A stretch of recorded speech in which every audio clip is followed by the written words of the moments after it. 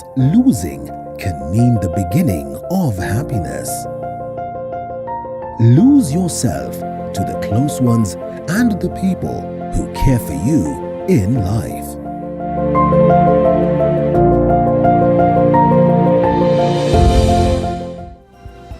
As the clamor for constitutional change is still on, President Uhuru Kenyatta is positive that the BBI conversation is still going to be on in the country. But just what really is likely to happen today, we get to know the fate of the BBI as the courts also continue to debate on the same. As many would look at President Uhuru Kenyatta's statement as that is likely to influence what it is that will be the decision of the court, in the sense that it will be twisted. We get to discuss that this morning, and we see whether, well, that statement is misplaced or is one that suggests something that probably would not be good for the aspect of, ensuring that we uphold the rule of law and constitutionalism. This is a conversation that we'll be having, even as we look at the events of yesterday. 58 years into self-rule, we take stock of this journey as a people. What played out in Kisumu County, the economic empowerment that goes all the way to the Luo Nyanza region, and whether it will be instrumental indeed to make sure that it shapes the changes that would spearhead proper ways of development down there, even as we also look at the speeches that played out yesterday and what came out of technically these celebrations that were done. The Madaraka Day celebrations will be having, of course, the guests that will be joining us this morning, so make sure that you keep it right here. And even as you keep it right here, kindly tell us what is happening around you, as we'll gladly do the same. What is happening in the world of news, I'll make sure that you are updated. My name is Linda Alela. This is Morning Cafe, and the broadcast begins right now. Hashtag Morning Cafe at Linda_Alela TV47K is how you get to interact with us. We sample some of your comments as we proceed with the broadcast later on. We'll also be talking marital relationships. Remember, it's a Wednesday, and Wednesdays most of the times we just delve into understanding how best we can make sure that we keep our homes safe, and importantly, the relationships that we are having with our significant others. And therefore, today we discuss those crucial things that you need to know before you say I do. Really important conversation, and in most cases, at one point in life, we'll find ourselves there. And therefore, before you decide to settle with this person, just what are these key things that you need to take note of? How long should you quote them, so that at least you now officially say that, well, I think we are ripe for marriage. So karibu sana, make sure that you stick with me right from now all the way to 9 a.m. It is always a pleasure doing this with you. Briefly on what the papers have, I have the hard copies here. We have the Standard newspaper, we have the Daily Nation, and we have the People Daily with us this morning. And so we look at these key stories that have been captured on the papers. A bit of a delay based on the network, but not to worry, because we had the hard copies. Then we can always look at what has been captured on the front pages of these newspapers that we speak of. First, the Standard newspaper, judiciary on the cross, or is it on the cross or the crossroads? That is one thing that has been captured, and what it is that we'll be looking at this point when we discuss constitutional changes, the fate of the BBI. We look at all this, and President Uhuru Kenyatta draws the lines, accuses judiciary of not listening or to the people and being ignorant of the cost of applications of some of its decisions, as he reignites the debate on matters BBI. Yes, we'll be looking at this today. Our constitution is not a yoke around a mighty sword that can break the chains that limit us. And he says the moral foundation of justice demands that the judiciary bears the burden of choice and the consequences therefore and or thereof. And so we'll be looking at it. The statements yesterday, many reading the same as though is one that is likely to influence or to arm twist the judiciary into working in favor of the BBI conversation, whether it happens that way or not. Remember, the decision to proceed with the BBI bill and to the referendum was quashed for a moment by the High Court, and then yes, this appeal was taken to the level of the appellate court, that is the Court of Appeal, and therefore we seek to understand whether it will uphold what it is that the High Court said, or it will go against the same. And in the event that it goes against the same, then what happens? If it upholds, does the proponents also proceed to the Supreme Court to continue to challenge this further? A story captured on page 3, 4, 6, 7, 8, and 10, the biggest story of the day, that is of the Standard newspaper. We'll be looking at that later on alongside my guests, so make sure that you keep it right here. Illegal vendors mint millions as residents suffer. A story captured on page 12 that cuts across, and of course something that it is that has been condemned hugely because of what then plays out for the locals. This is parallel economy, as they would call it. And individuals working with rogue officials collect monthly charges for thousands of cheap but illegal power and water connections, leaving residents under constant danger of disease and threat.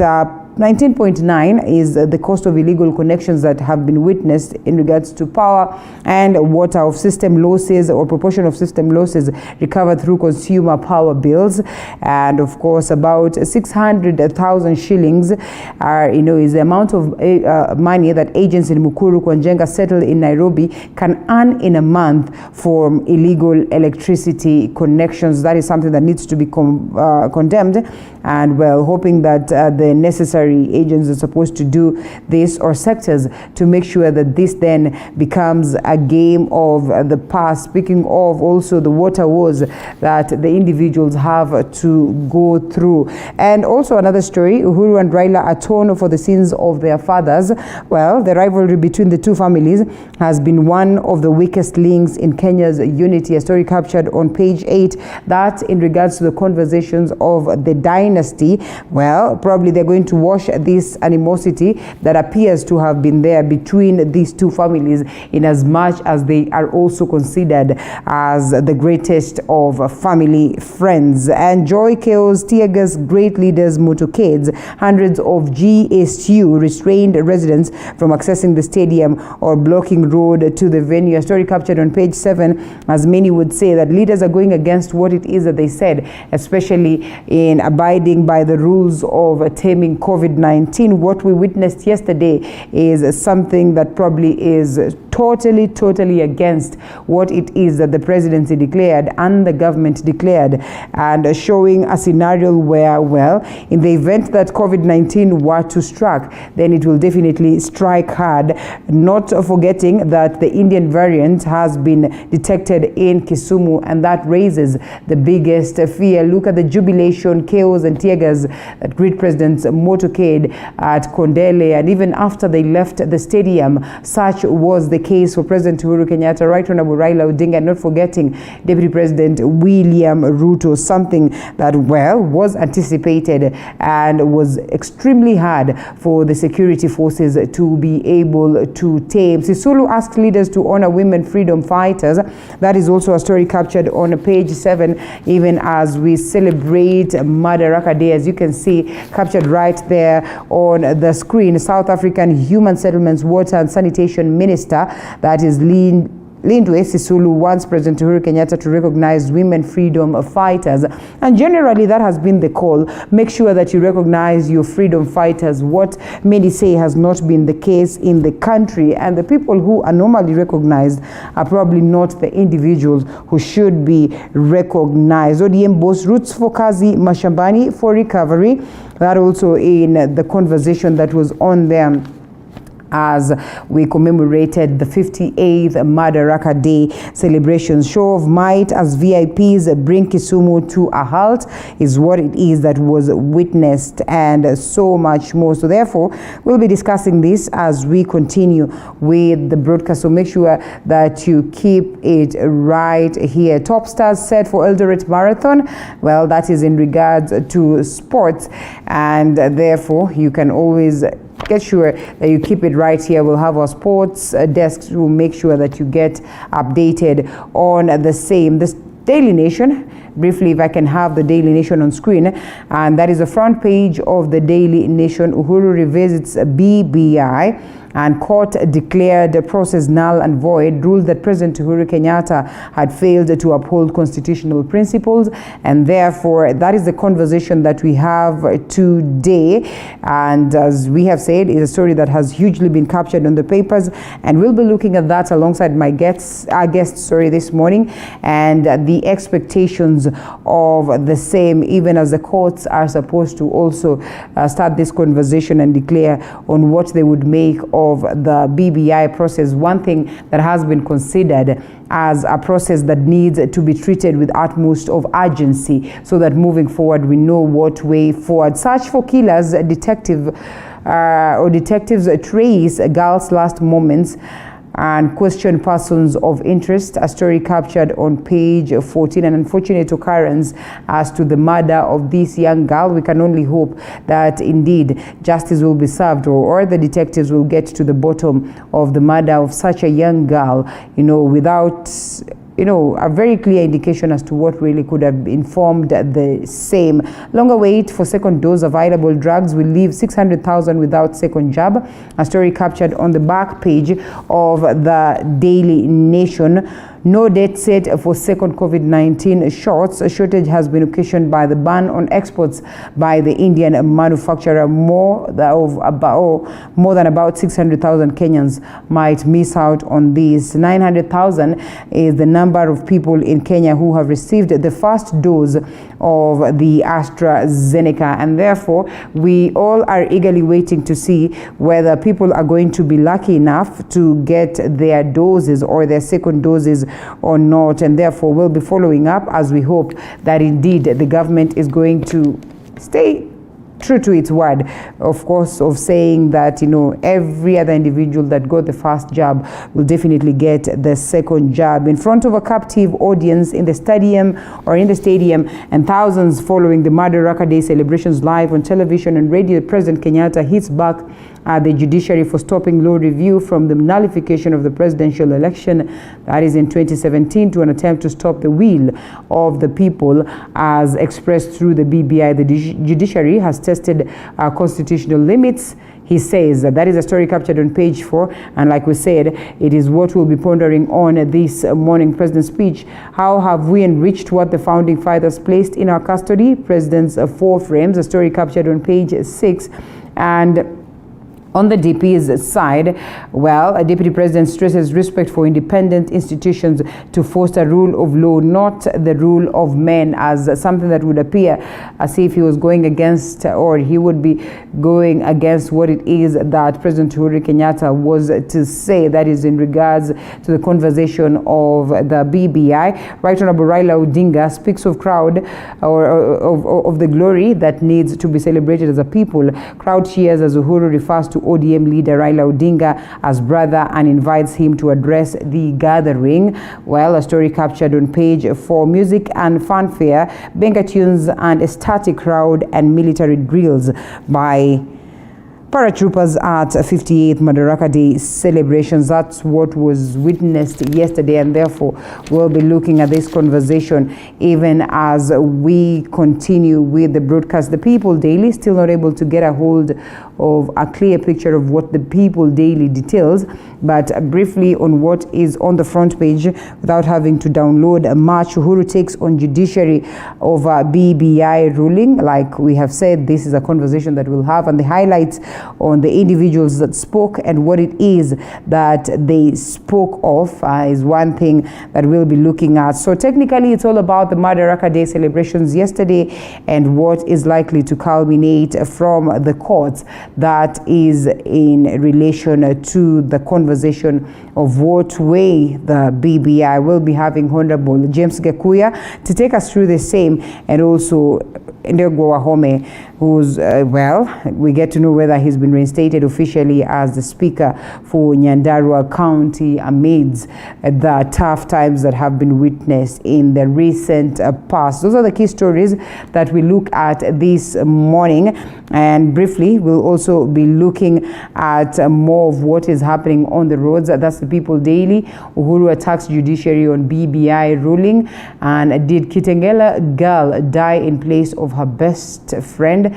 Unfortunate occurrences as to these numerous cases of murder and also the numerous cases of accidents that get very many people losing their lives is one thing that we look at this morning that has captured on the People Daily. Uhuru attacks judiciary on BBI ruling. Well, these attacks being looked at as ways of trying to arm twist or getting the judiciary limited. And, probably one would look at it as infringing in the rights and in the independence of the judiciary. Kenya is ready for economic takeoff. President Uhuru Kenyatta says so in his speech.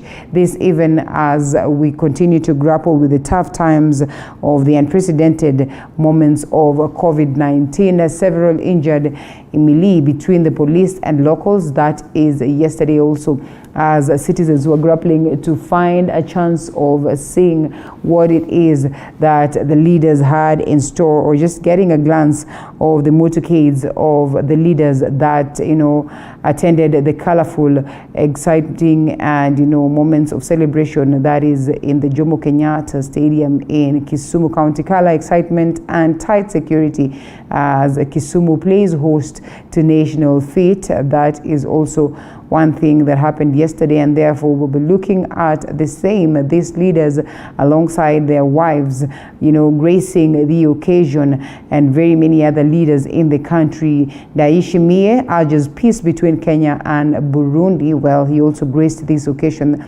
President Evariste of Burundi, having taken up the challenge as the leader of Burundi, now towards different parts of the East African, community, and also the global fraternity, and maybe the the African continent at large, in a quest to make sure that, he places Burundi back to the map, and make sure that he has bilateral conversations that will be of interest to the people of Burundi.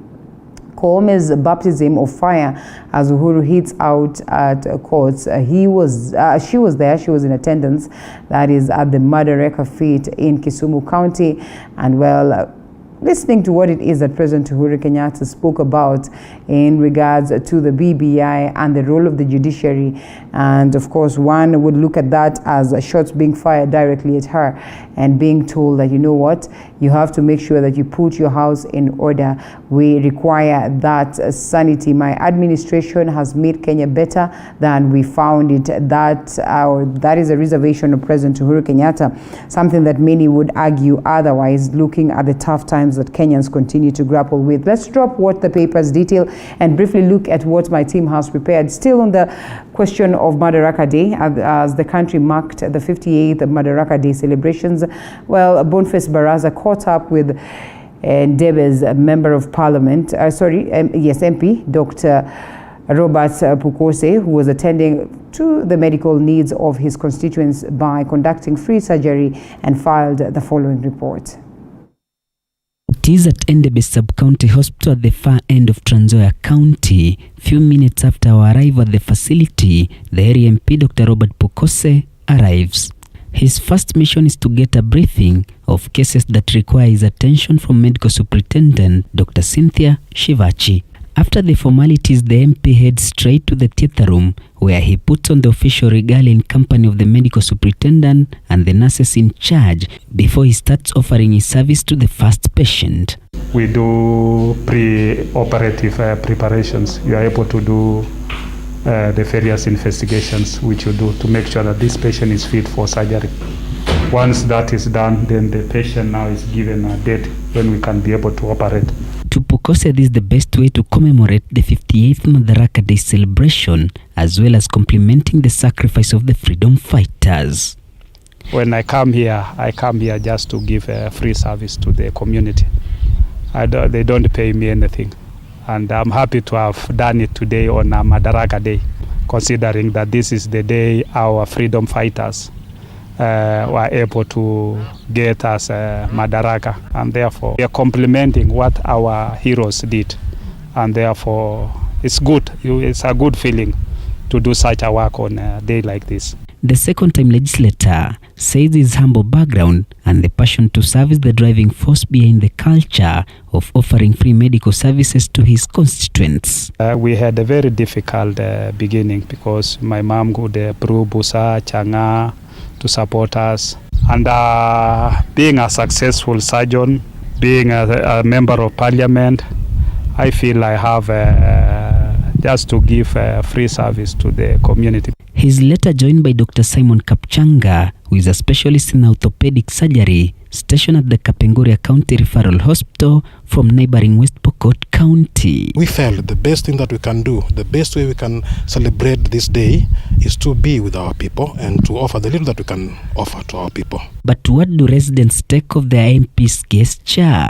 Nikiona kiongozi ambaye amechaguliwa kuja kunisaidia mimi, pia hii ni encouragement kwetu kama sisi vijana kwamba tunapoendelea na maisha, taaluma inabaki chanzo muhimu sana katika maisha yetu. Nimefurahia siku ya leo kuona mbunge wetu agenda sherehe, lakini amekuja kusaidia wagonjwa ambao hawana uwezo. Dr. Pukose is certified by the Kenya Medical Practitioners, Pharmacists and Dentists Union, KMPDU, has a master's degree in surgery from the University of Nairobi. While other leaders converged at the lakeside city of Kisumu to commemorate the 58th Madaraka Day celebration, the MP thought it wise to attend to the medical needs of his constituents. Boniface Barasa, TV47, Endebe Sub-County Hospital, Trans Nzoia County. President Uhuru Kenyatta led the country in commemorating this year's Madaraka Day celebrations in Kisumu County. In his second last speech, the president outlined some of the achievements of his administrations. And as Mwangi Minor reports from Kisumu, the president's visit to Kisumu has been seen as one cementing the handshake between him and ODM boss, Right Honorable Raila Odinga. It was the first time Kisumu County played host to a national celebration, with this year's Madaraka Day being marked at the newly constructed Jomo Kenyatta International Stadium, the guest of honor being the President of the Republic of Burundi, Evariste Ndayishimiye. Kisumu Governor Anyang' Nyong'o lauded President Uhuru Kenyatta for initiating tens of developmental projects in the county, as well as the larger Nyanza region, Nyong'o crediting the handshake for the president's basket of goodies to the region. Kisumu saw sad moments that tarnished our nationhood and caused painful feelings of political exclusion among many Kenyan communities to the detriment of our national development agenda. Throughout all this period, Your Excellency, Kisumu has never turned its back on Kenya. We were nationalists in 1963. We remain nationalists today. ODM leader Raila Odinga, who was invited to the podium by President Uhuru Kenyatta, insisted on a stimulus package program to cushion millions of Kenyans reeling from the ravages of COVID-19 pandemic. Odinga calling on the president to bring back the Kazi Mtaani initiative as a source of livelihood to millions of jobless youths. Ukosefu wa kazi imepotea. Wengine wamepoteza wenzao, wamekufa. Wengine biashara yao imeporomoka. Kuna shida mingi zaidi. Sasa tunataka tuwe na program ya kureconstruct na tuanze na stimulus program kubwa ya kusaidia hawa wananchi. Deputy President William Ruto lauded the president for launching and commissioning various projects, which he said the Jubilee government does not discriminate any region, regardless of the political affiliation. He insisted on the respect of democratic space enjoyed by every Kenyan, insisting that freedom fighters fought for a democratic country based on constitutionalism, not personalities or ethnicity. Our forefathers worked hard, toiled, shed blood, so that we can have a democratic nation. A nation anchored not on personalities, but on constitutionalism. a nation built not on the foundation of tribes or ethnicities, but built on the foundation of institutions, a robust legislature, a performing executive, an independent judiciary. On his part, President of Burundi Evariste Ndayishimiye retaliated the need for unity of purpose for both Burundi and Kenya. He says the boundaries between the two countries have been opened and encouraged investors from both countries to hit the ground running for the prosperity of the two nations. Burundi na Kenya tumekwisha ungana, tumekwisha kuwa ndugu. Wa Kenya ni wandugu wa Burundi na wakaribisha Burundi ni kwenu, na Warundi tunajua kwamba mmekwisha tukaribisha, na huyu upendo uendelee milele na milele. President Kenyatta listed some of the major developmental projects his government has accomplished, including the rehabilitation of 566 kilometers of the Meter Gauge Railway, the construction of a new Lamu port, which he says is the first deep sea port to be constructed in the Indian Ocean more than 100 years since the Mombasa port was constructed. The president took credit of the Kisumu port and the construction of 25 new hospitals in informal settlements within Nairobi. Revived 200-kilometer Nairobi-Nyanyuki Railway will be a game changer. Every trip, the train will transport 1,600 passengers, which is equivalent to a convoy of 120 matatus. And the cost per passenger will be Kenya shillings 200 compared to current Kenya shillings 500 by matatu.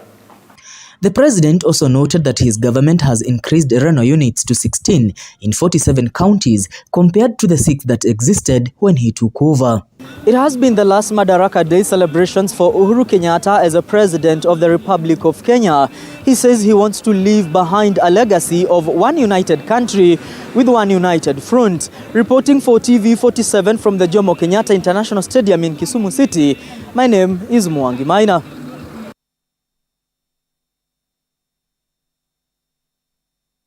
Judge bench ruling which saw the BBI process nullified and had to plan the change in constitution ahead of next year's general election paused. In his speech at the 58th Madaraka Day, Kenyatta pointed out the ruling which has put at loggerheads with judges, further revisiting the 2017 historic cancellation of his election, and this time implying that the sovereign power of the people will reign.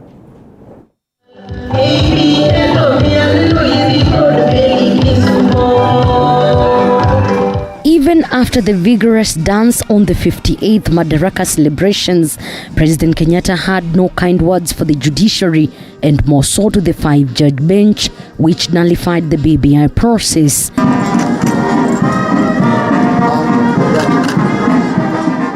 The president criticized the High Court ruling which stopped the BBI train while on motion, a move which Kenyatta says cannot just focus on the technicalities without matching the gains of the document, which he says would have been decided in the ballot.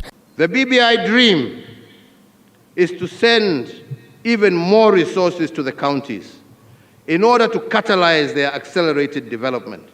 And that is why we have proposed under the BBI to send 35% of our national revenue to counties. Without mincing his words, the president revisited the historic cancellation of the 2017 elections, which he says had implications that cost almost 1 trillion shillings.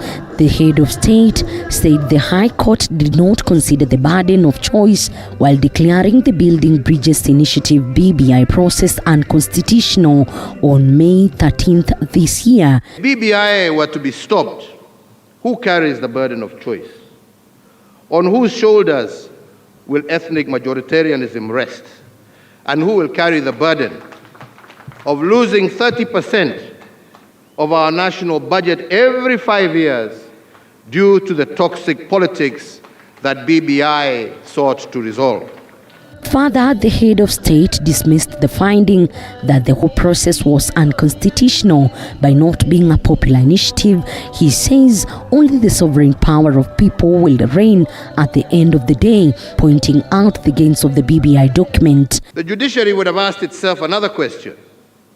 Can Kenya truly be a democracy if the people are denied the opportunity to express their sovereign and supreme choice at the ballot box on the basis of elevating technicalities over the overriding objectives of the law? His speech coming a day ahead of case management conference for the BBI appeal case at the Court of Appeal. Elizabeth Mutuko, TV47.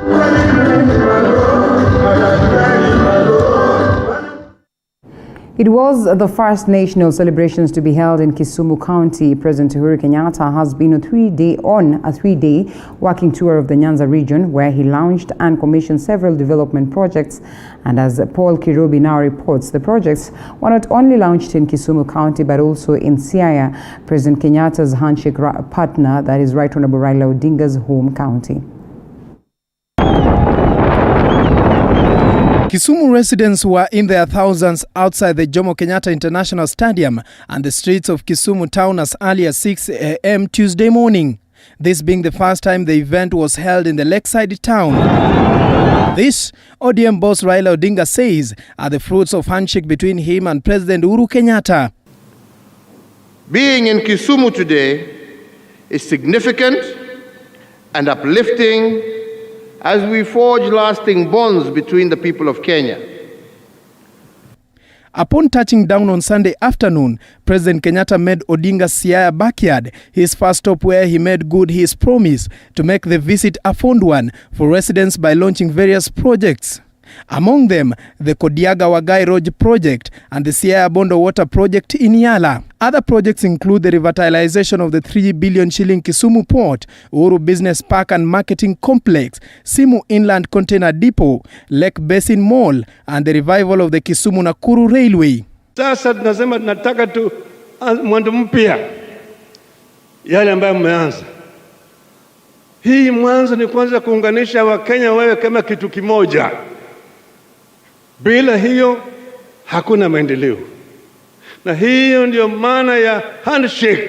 Nimepata chance ya leo kucelebrate Madaraka Day kwa kaunti yetu ya Kisumu. Tumeona kuna kitu imefanyika kabisa cause hiyo naona ni kumbe tunaonekana kama watu wa Kenya, unaona. Kama wanaweza leta Madaraka celebration kubwa kwa hii kaunti yetu hivi, tumeshukuru sana. Na tena naweza shukuru sana waheshimiwa wetu wenye walikuwa, kama naweza anza na Mr. President Uhuru Kenyatta, na appreciate sana kwa kazi yenye amefanya. Raila Amolo Odinga, na appreciate sana wakishikana na president wetu. Mimi nimeona tu kazi wenye wamefanya, naona Kisumu saizi imeendelea sana na ni juu ya handshake. And it's a plus for us. So we as the youths, I think it will create more jobs for us. The handshake, you've seen the projects that are going on. The port is there, the railway is working, and so much more. Others are the commissioning of the Koru Soin Multipurpose Dam, Moroni Mamboleo Road project, and a bailout appeal to revive the operations of the Sony Sugar Company. The choice of Kisumu to host Madaraka Day this year is also intertwined with our national heritage, for there cannot be a better place to celebrate our liberation struggle and ponder the future of self-rule than here in Kisumu City.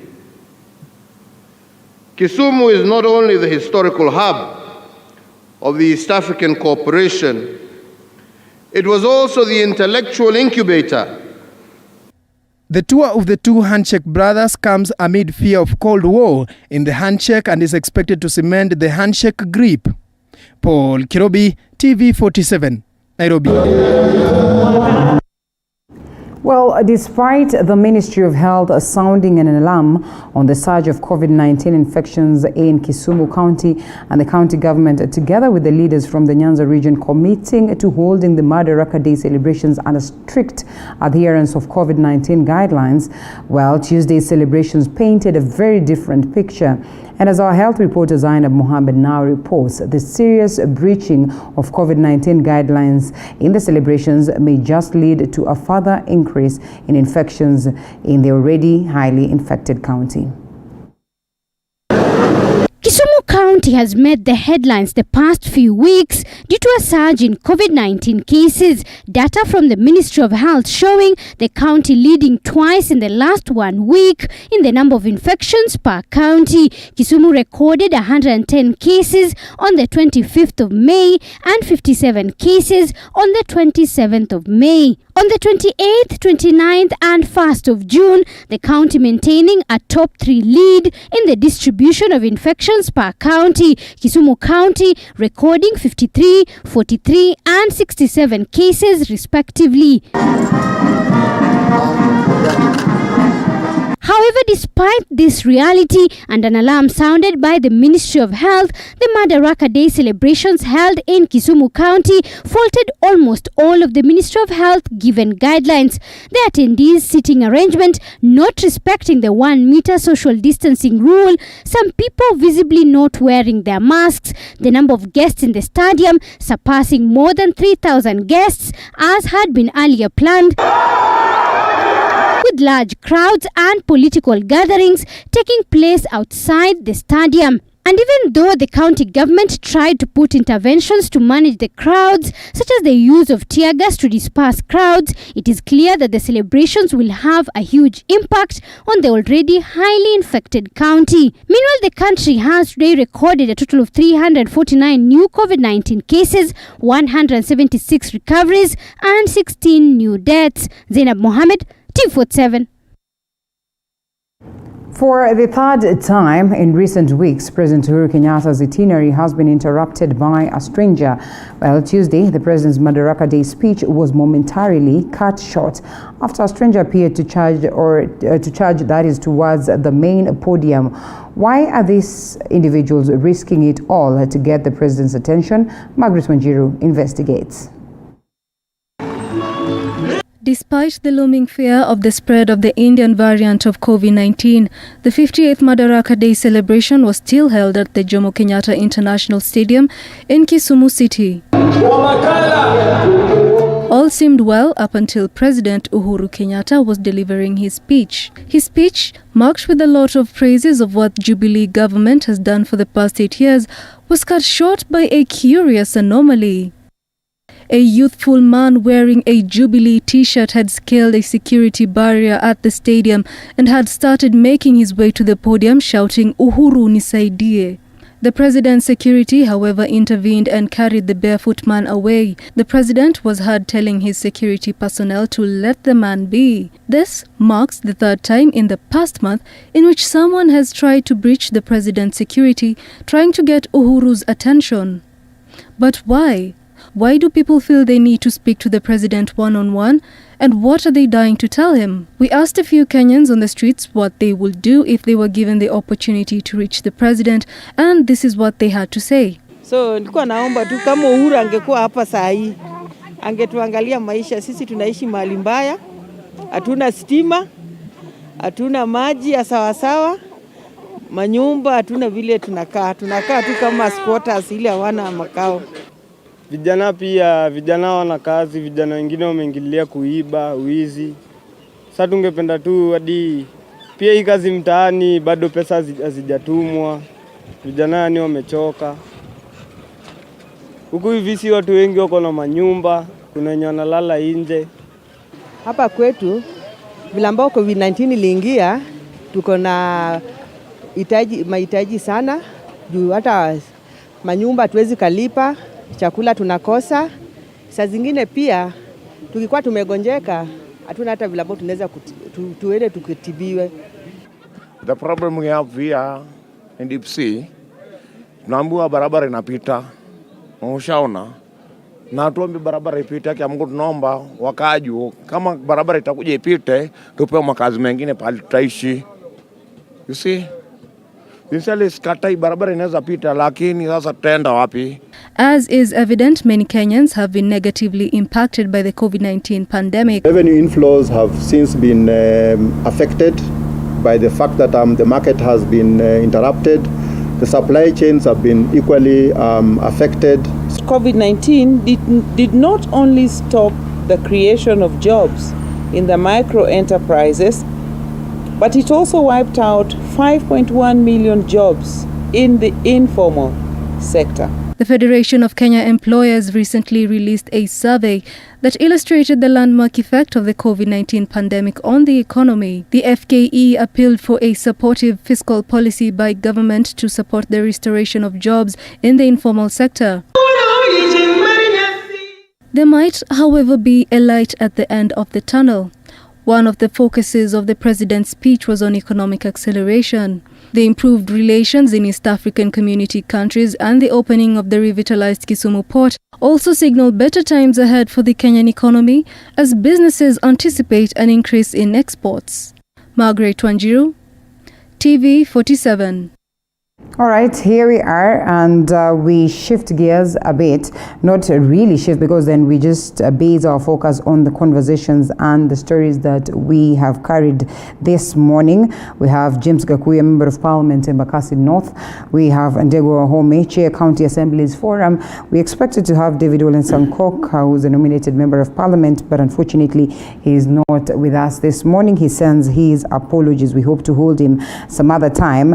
And it is now time that we get to the papers, and even as we get to the papers, remember, these are the key stories that we also focus on as we look at the state of the nation and generally what plays out politically.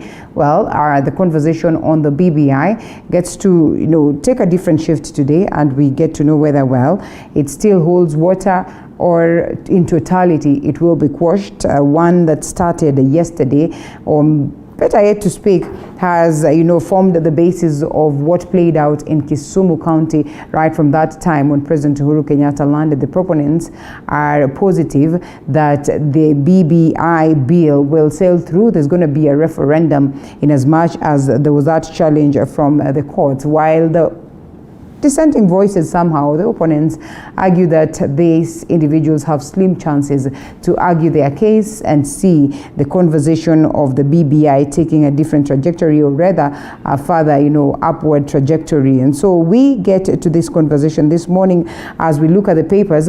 Moshimiwa, here we are. We have the Daily Nation, the Standard newspaper.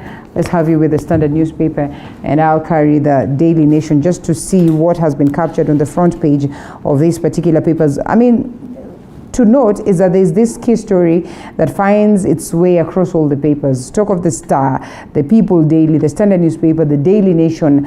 It is there. Uhuru takes on judiciary over BBI ruling. That is according to the People Daily. And according to the Standard, it says judiciary on the cross. Still in regards to that, the Daily Nation says Uhuru revisits the BBI. And as I have said, such is what is happening across the other papers.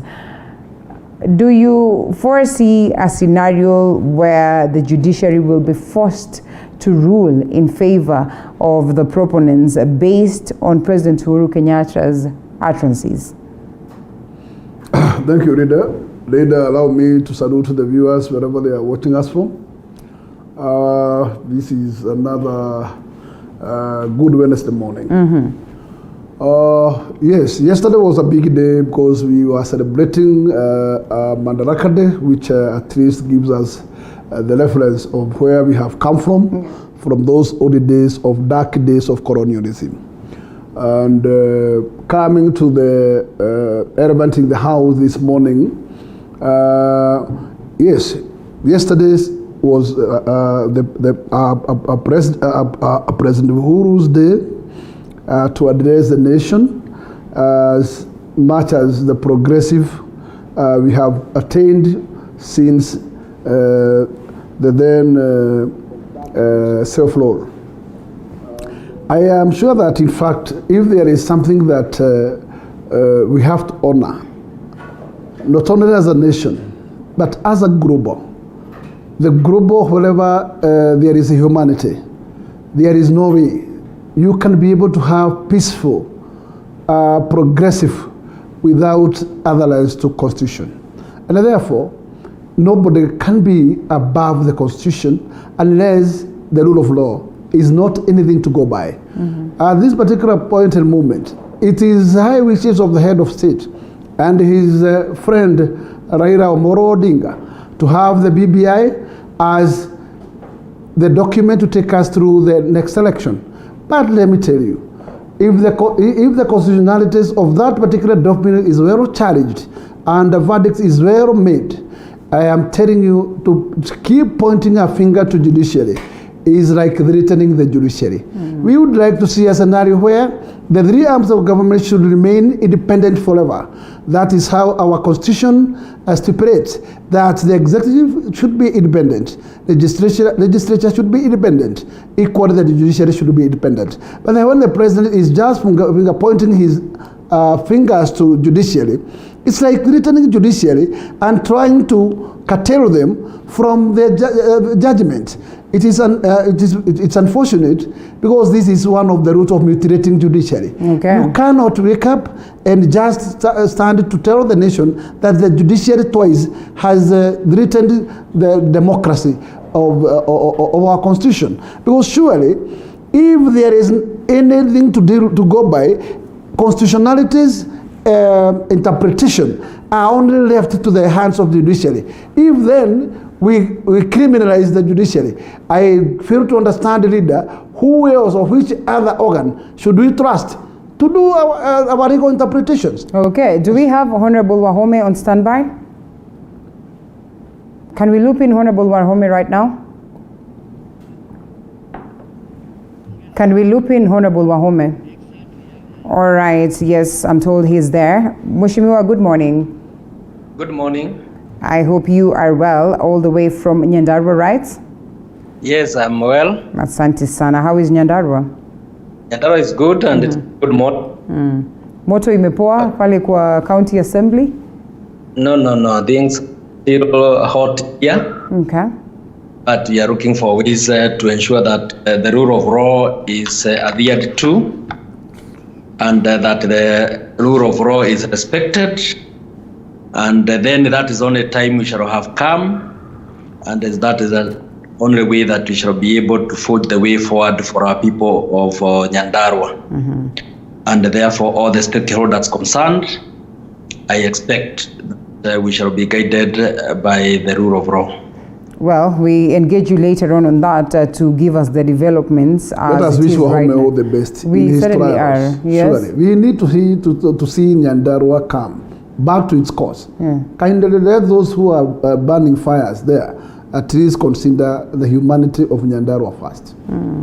All right, food basket of the nation somehow, but it still lags behind. One, as a Mount Kenya region, it has been looked at as one of the counties that has been marginalized, or so they say. One of the counties that is way behind in terms of progress. But why is it that then you put so much of this animosity to the fore as opposed to looking at how best you can make this county better? Because as we all acknowledge, there's so much that comes from Nyandarua that we pride in as a people, especially when it comes to the aspect of food. Okay, thank you, Reed. As I said last time, it is a matter that Nyandarua is the most potential county in this country. It is the most productive county in this country. The problem of Nyandarua is a problem of leadership. And as I said in the previous interviews, that as the leadership of Nyandarua, we have not had to sit down and chart the way forward for our county. Everybody is left on their own mechanisms, on their own ways of seeing things and try to live in their own way. And I said the other major issue bedeviling Nyandarua County is corruption. Okay.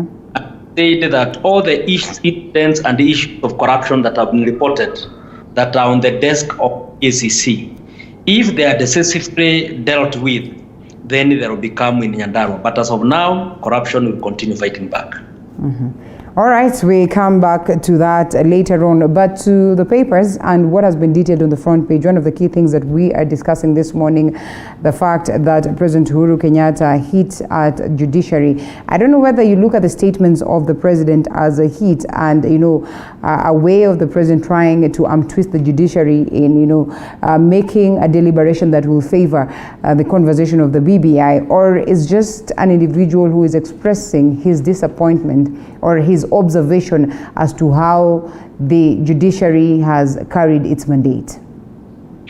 I think the president is fighting for his space. And all the other stakeholders, all the other interested parties in this discourse, that is the petition that was before the High Court. All of them are of their own different opinions and they have taken their own positions. If you look at the petitioners, they are saying that there is no way the 18 grounds and the 21 declarations that were made by the High Court, that all of them can be appealed against successfully. And they are saying even if one starts out of the 18 resolutions and the 21 declarations, if one remains standing, then still BBI will still fail.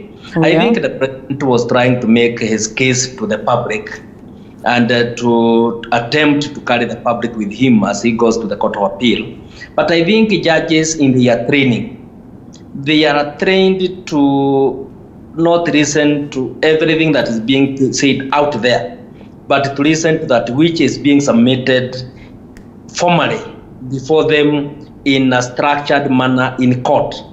And a judge worth the assault will just decide the case on the code letters of the law, despite everything that is being said around them. So for me, despite all those statements, I expect that the Court of Appeal will deliver justice and fairness to the people of this country.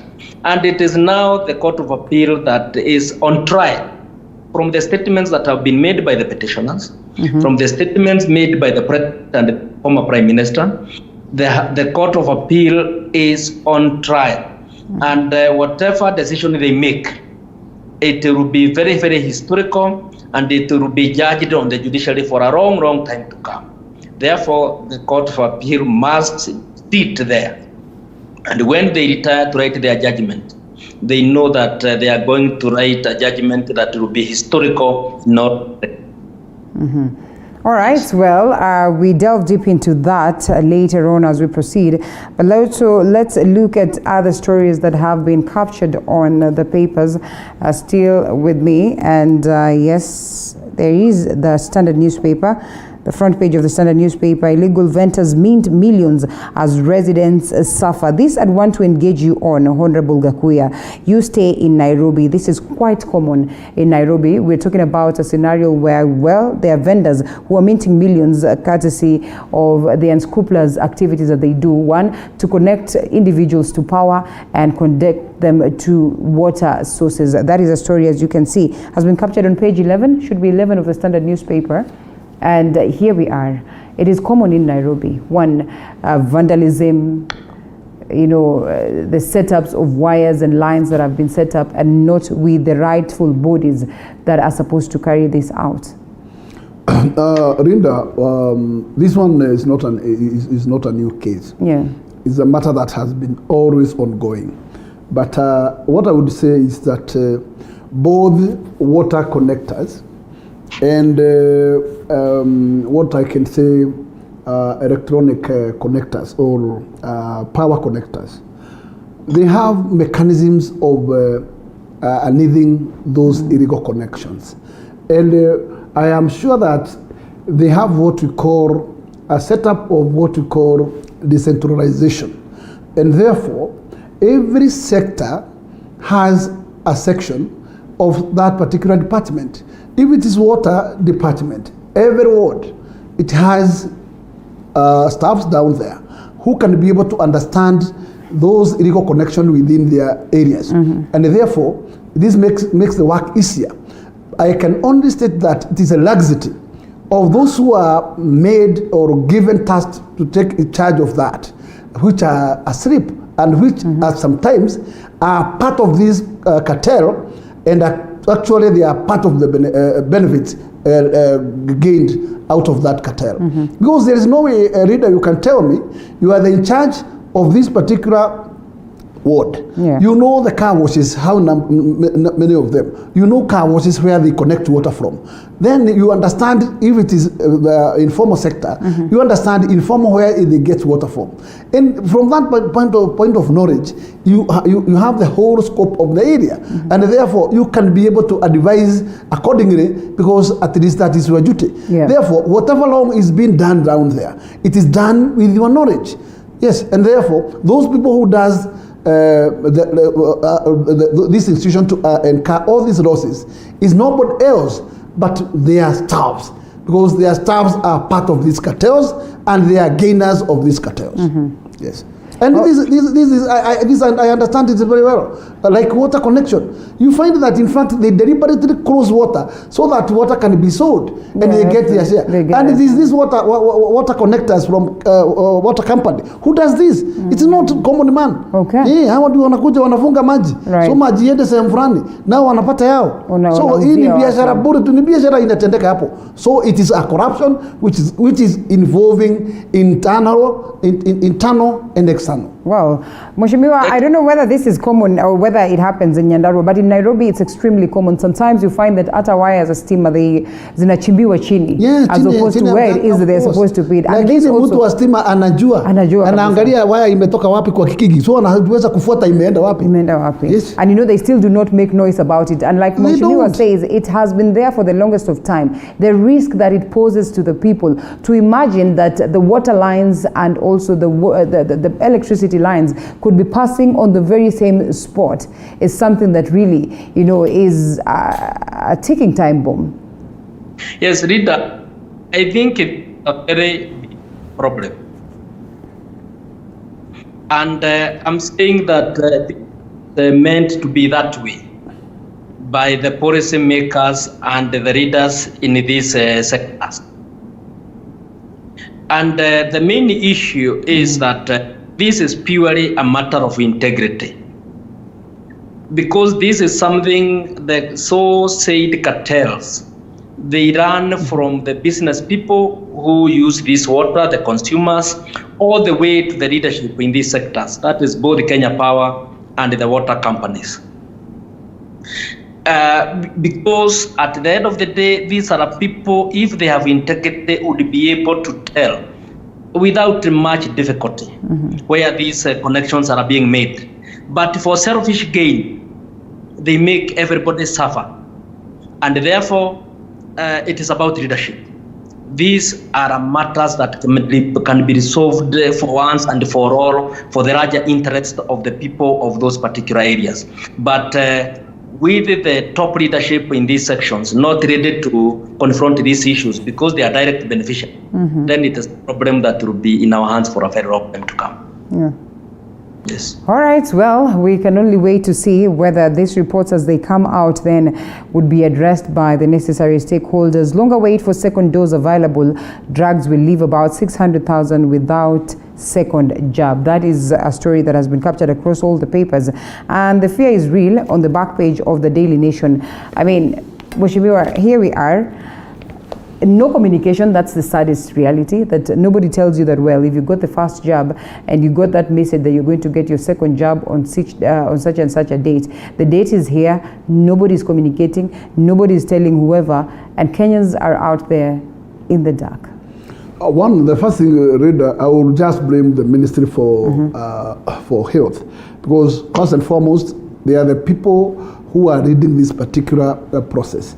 And as a team leader, I believe the manner in which the CS and his PS has been always informing Kenyans every other day on the data of COVID-19 is the same way that they should be advising Kenyans on how level they are in terms of achieving the goals of these vaccines.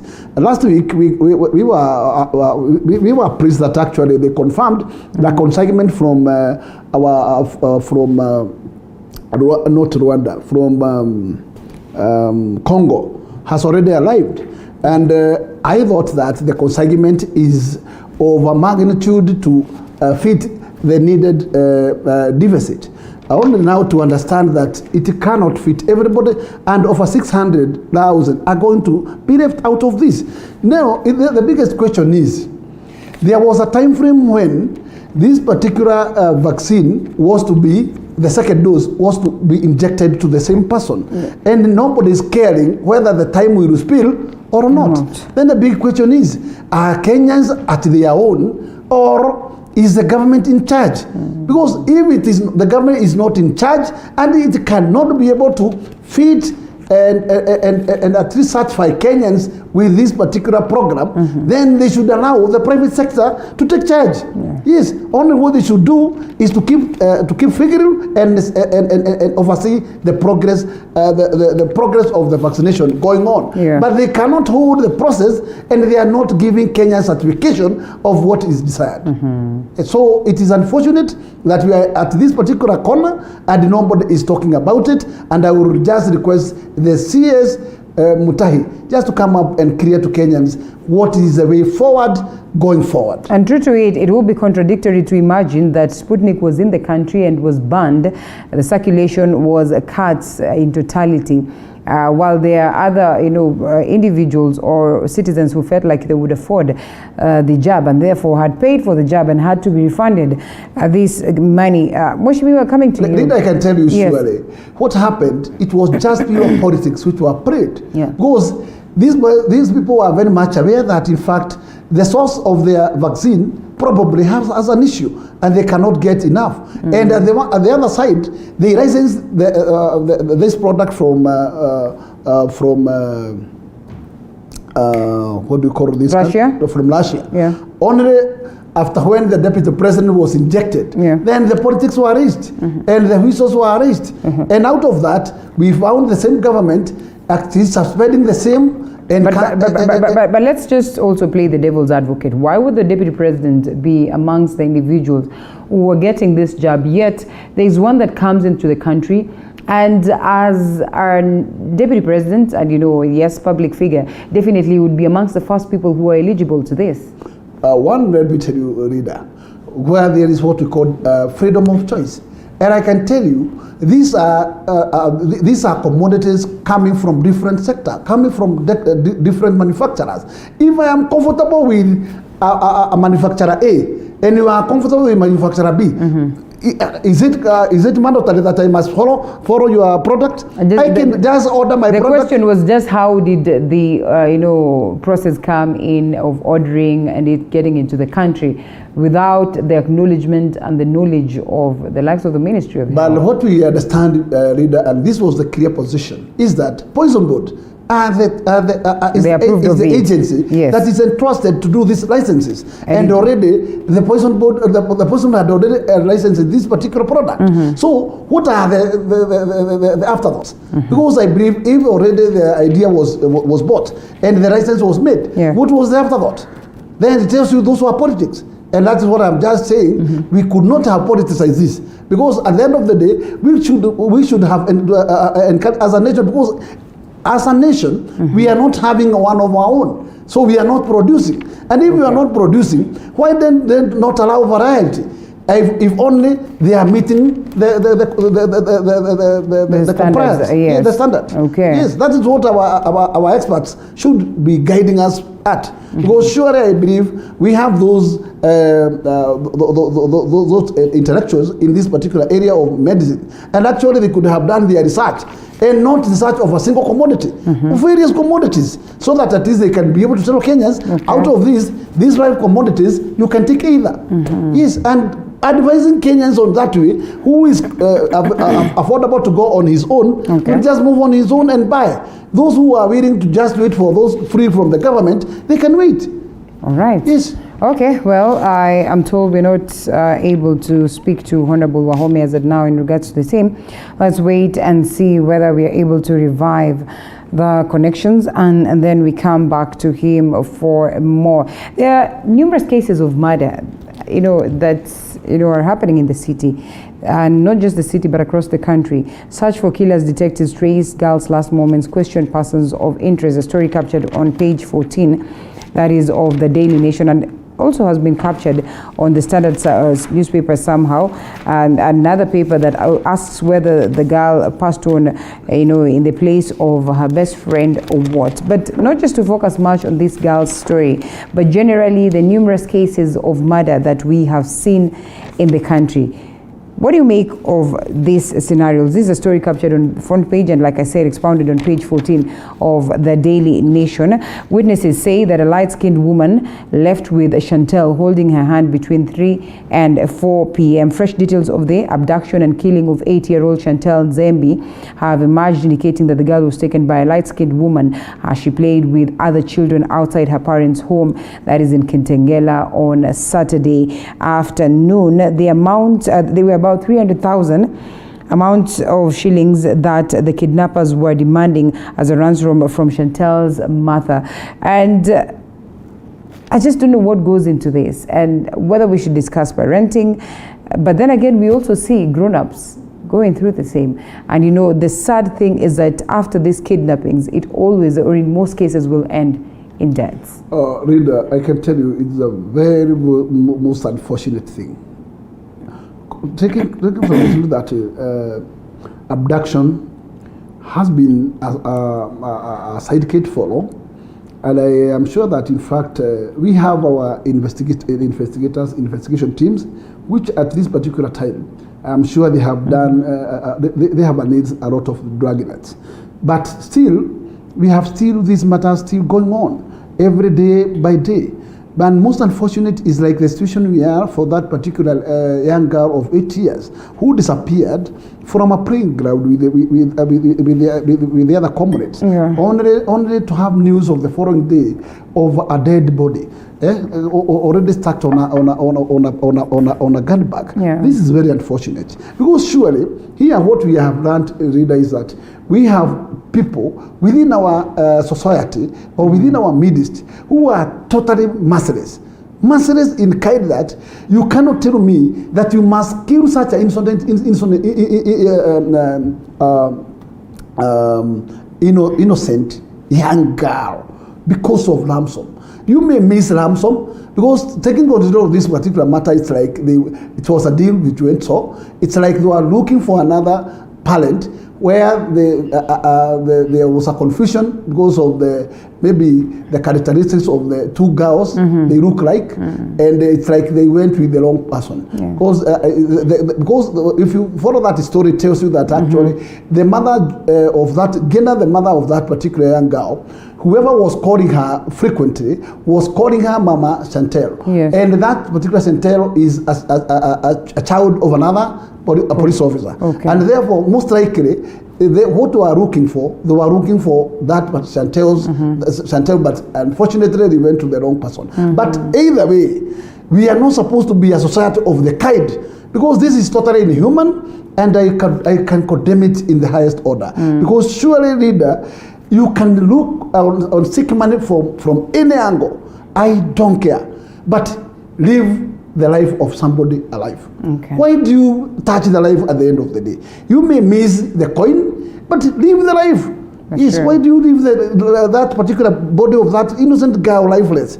This is very unfortunate. I don't know what we are going to do, but something has to be done. That's true. And such a kind of merciless people must be a need, and these are more than murderers. I don't know what we can call them, because you better deal with a robber who you know that you are dealing with a thug. Other than these people who are pretenders, you can see that actually they called the girl from the playing field and walked away with her, only to find the girl dead. This is very unfortunate. I don't know, but actually our security agents must wake up, must do something on this. That's true. Yes. All right, speaking of security agents, there's one story here. A writer speaks of a scenario where we need to restore reservists in the arid north to fight cattle rustling, and they protect the community since they are within reach, respond quickly, and are familiar with the terrain, because, well, whatever is happening in the likes of Kapedo Triangle is not so rosy. I'm told Honorable Ndegwa is with us, is back. Mheshimiwa, I'll loop you in on the conversation of vaccines and the jabs. I don't know how much penetration was there, in regards to individuals who got the vaccines or the jabs in Nyandarua County. And could there be fears that they bring on board, even as reports are that we have about 600,000 who will go without the second jab? Okay, thank you, Rita. I think that this is one area that has surely been mismanaged. Because when we were dealing, we were even making the order for these jobs. We knew exactly what we are looking at. Mm-hmm. We have no issue with the statistics on the population of this country. And we also knew the main groups that required the jab, that is AstraZeneca. And we also knew after 2 weeks they would require a second one so that the whole vaccination regime would be complete. We were again told that Johnson's would be coming, and that one would require only one attention, yes, and then everything would be okay. But unfortunately, is that nobody seems to be very clear about what would be happening, because we have very serious pronouncements, very colorful pronouncements on what will be happening in this area, and then everything else goes quiet. Okay. So it is a lot of uncertainty, and when this happens in the health sector, it is very unfortunate.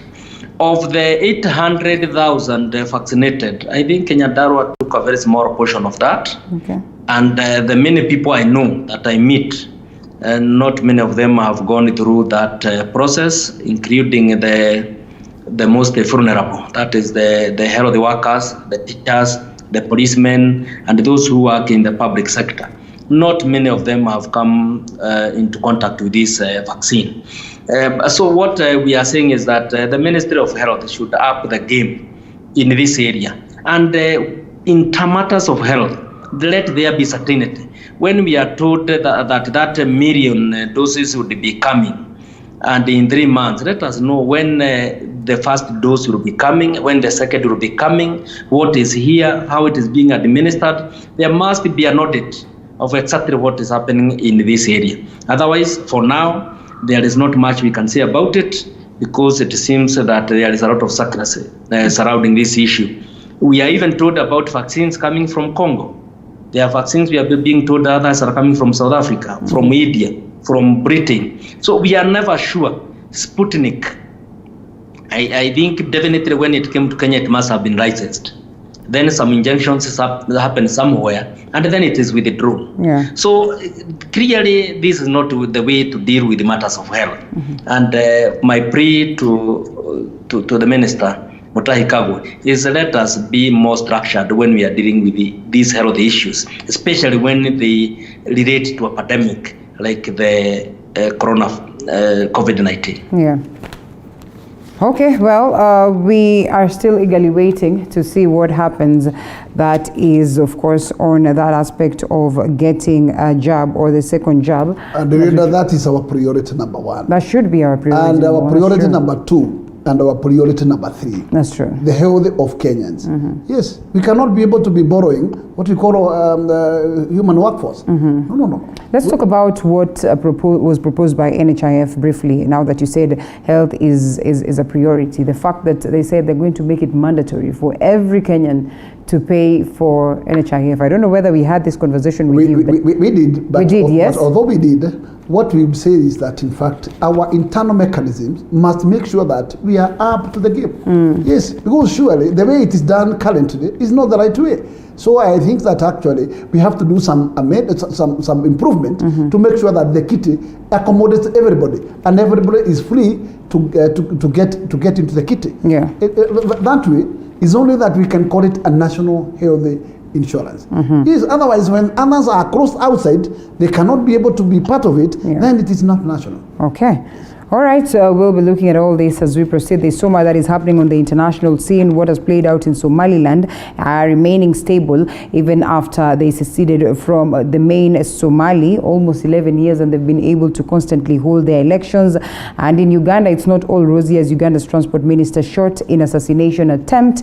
That is what is happening there. In Canada, the mass grave, Trudeau expressed Canada's grief while pleading concrete action after remains of 215 indigenous children were discovered at an old school, and Gbagbo to return home this month. That is, of course, former President Laurent Gbagbo will return to Ivory Coast on June the 17th after a decade following his acquittal of crimes against humanity during a civil war. Party official, of course, said that on Monday. So much is happening also in the world, and we'll be here to update you. In Israel, it's still not all rosy. Netanyahu opponents in race against time to form a cabinet, and South Africa's jobless rate hits a new high as a nation reels from a pandemic. Joblessness across Africa is one thing that is there, and so we say we are not different in any way. Mheshimiwa, or just coming back to you, and as we talk about this main story also, that is in regards to yesterday's celebrations, let's briefly look at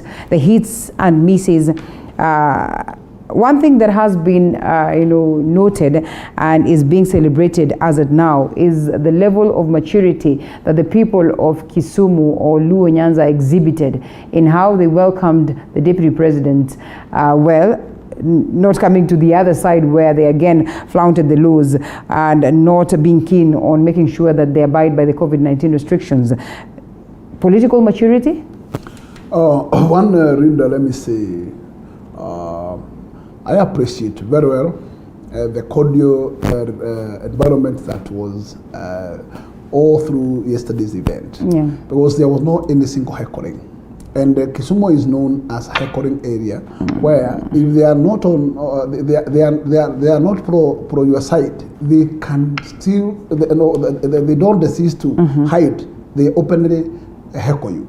But in yesterday, it was completely a different day, and it has shown another different face. Yeah. And it has shown another different maturity of people of Kisumu.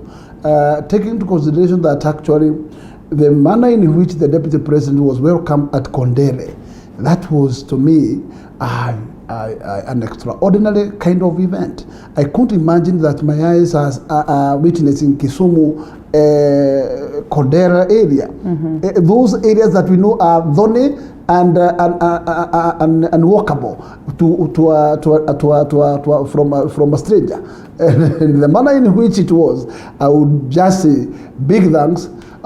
Big salute to my colleagues in Rick region, and that particular way you yesterday you handled yourself kindly. That is the route to go, and that is the route of maturity. And if we move that direction, I think the rest of the Kenya will learn from you. And let me tell you, we shall not find those orchestrations of chaos in such kind of events. Yes. Well, labeled as stone throwers, as hecklers, they went contrary to this labeling and, did whatever it is that they did, something that has been, celebrated, accolades across the country. Honorable Wahome, does it then paint a picture of a possible scenario where we can build a united Kenya? Thank you, Rita. Actually, today I slept a very proud Kenyan. And I would say that the greatest winners for this was all the stakeholders in Kisumu. I believe that the things that were held in Kisumu, I also believe that the residents themselves agreed to heed to the call of their leaders. Yeah. And I would say that Kenya also was a great winner yesterday for what happened in Kisumu.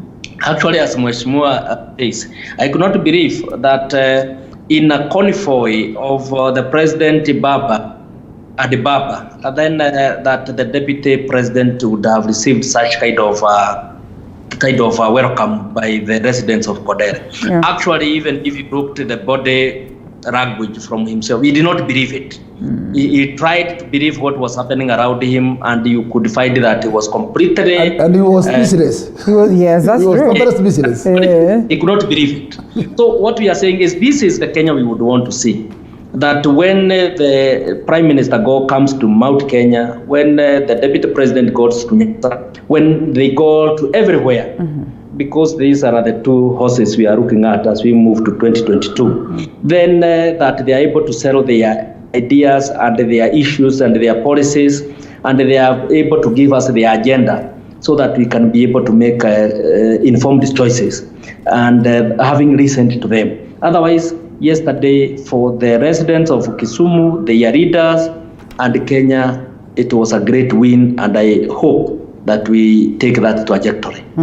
All right, politically, what does it speak to the Deputy President? We've seen how much his proponents have been out there celebrating this and, arguing that it was quite a shocker for the likes of Right Honorable Raila Odinga to have seen this. We might not necessarily want to read much about this, but then again, somehow it speaks volumes, for an individual who has a political interest. While we say that crowds do not culminate to vote, sometimes such crowds could speak volumes.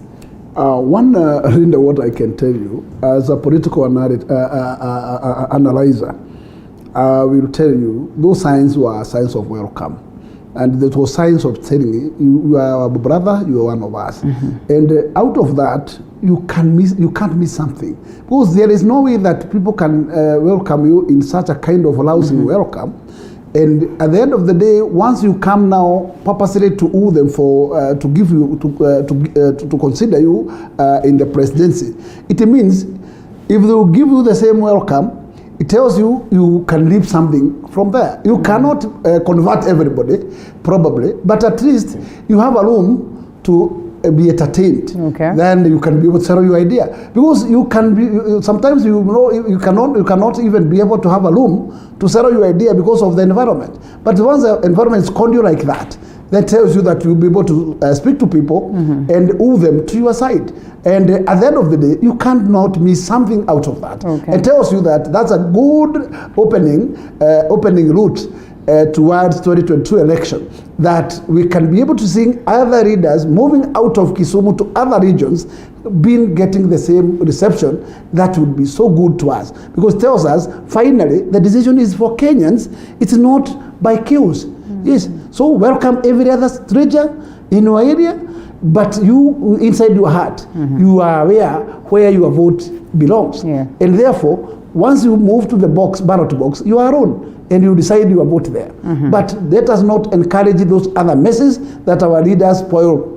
And this tells you, leader, it is leaders who spoils the communities. Otherwise, the communities are good and peaceful. Right. If none of the leaders can poison them, these people will remain united. I will only castigate the leaders because they are the people who incite the public to go against another direction. Well, what then does it speak of Right Honorable Raila Odinga having been there? And in most cases, we've seen this heckling and stone throwing and, blocking of motorcades and all that. And most of the time you say, there were some certain youths that were ferried from a certain point to this point. Some of them were paid to do this. What does it speak of the leadership of Nyanza region, knowing very well that there is a political tension between them and the DP, but all the same, they did not take that moment to even imagine that they would set up a crowd that would go against the peaceful coexistence, or maybe would go against, these individuals that they differ with politically? So I think, Rita, what is, when we look back, we appreciate that Nyanza, especially Ruo Nyanza, has not been treated very well politically. Independence. That at this time, they kind of have one foot in government. And I think they are enjoying being in government, the warmth of government. They are kind of, by that, shedding off some of the attributes that have been made of them. So therefore, I think in all is that they would want to change the way they are characterized.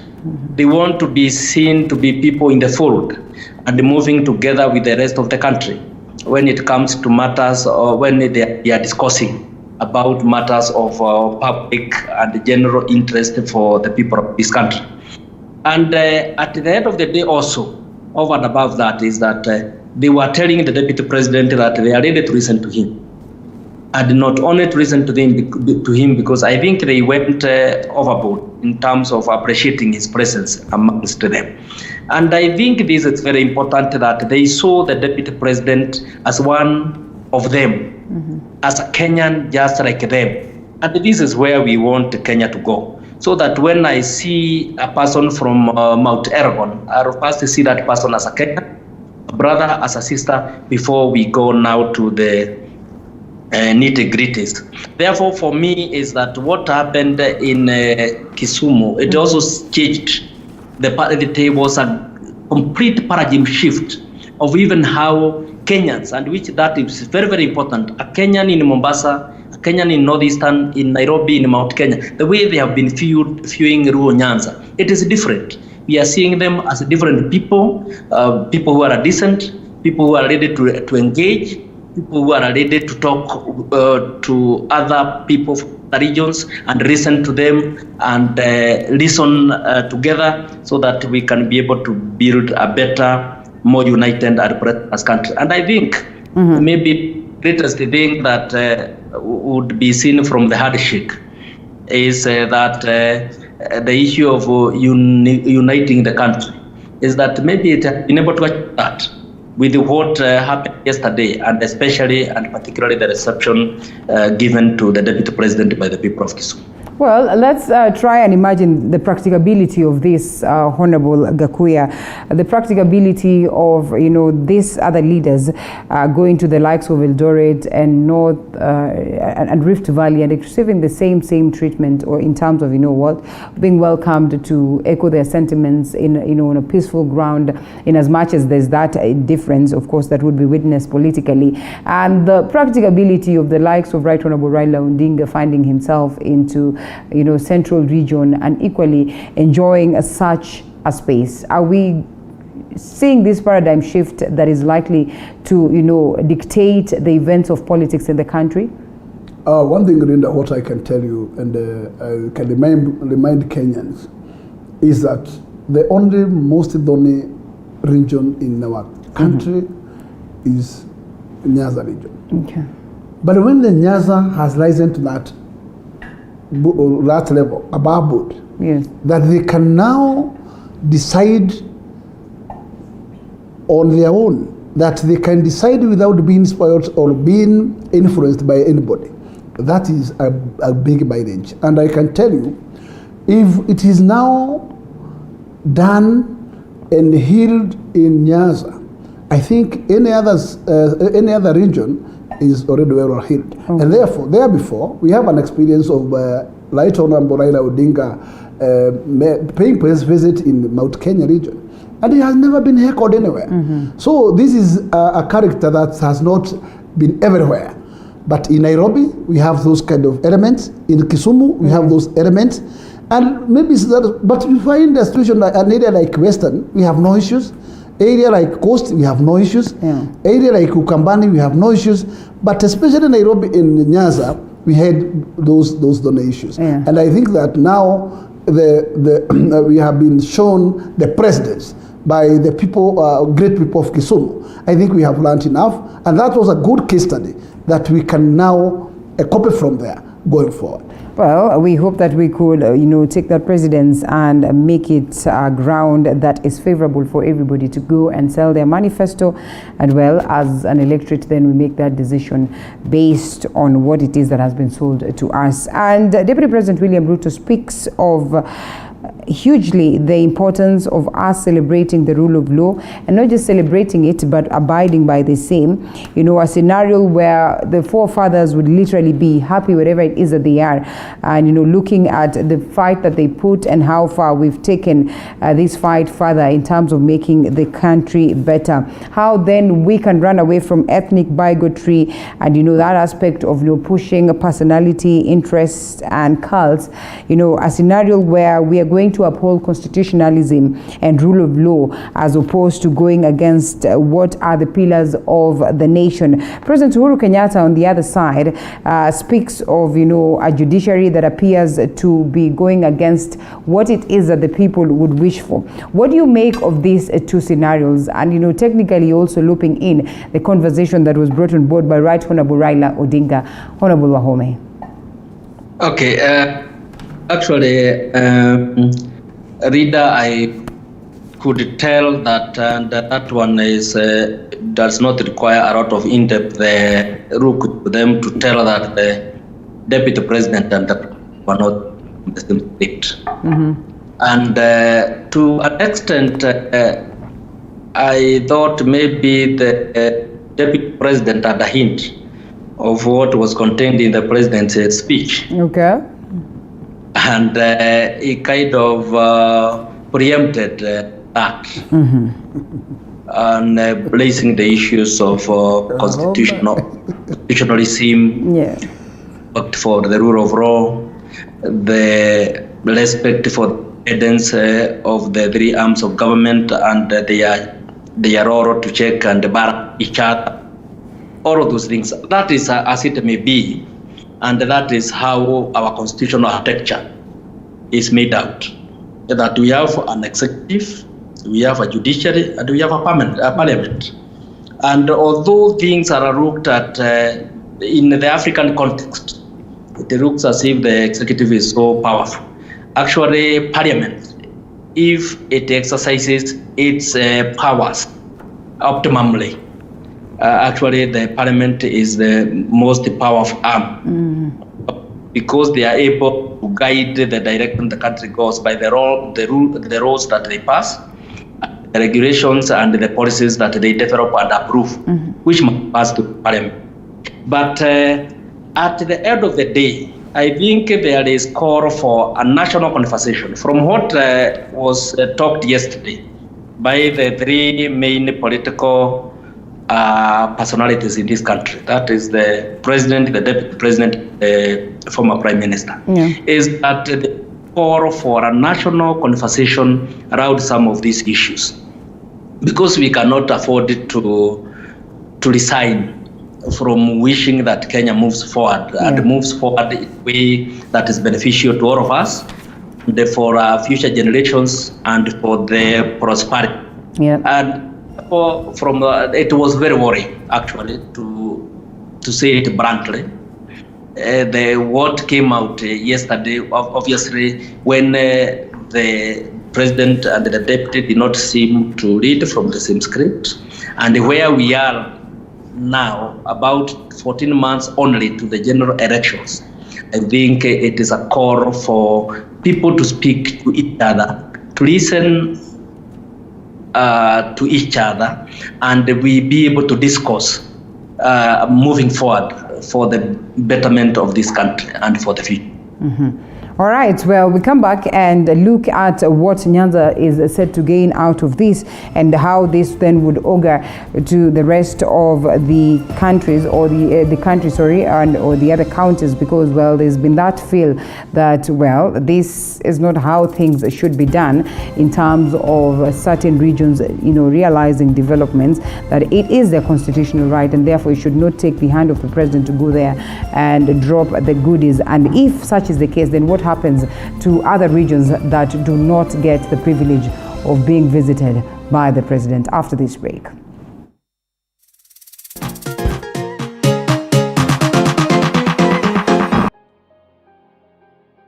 You see the woman you keep on admiring? They might be going through the same pain that you're going through right now, the same grief that you're going through now, or even the same disease that you are suffering with right now. Why can't I see clearly?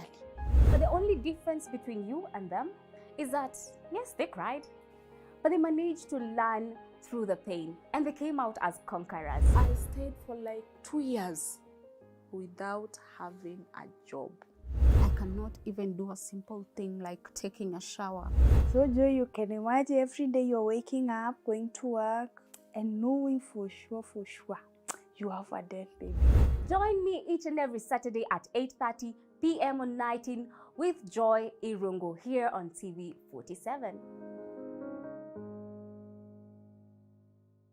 At Global Precast Panels, we have the best quality, durable, and affordable precast panels to suit all your needs. Manufactured under a controlled environment, we have the best precast concrete panels, precast concrete floor slabs, precast concrete perimeter wall, precast concrete columns and beams. Our panels reduce construction cost by up to 40% with absolutely no plaster required, including added soundproof benefits, convenient four-story buildings, schools, offices, residential houses, hospitals, and warehouses. Take advantage of our free transport. Contact us on 0702 24 7267 or 0796 24 7267.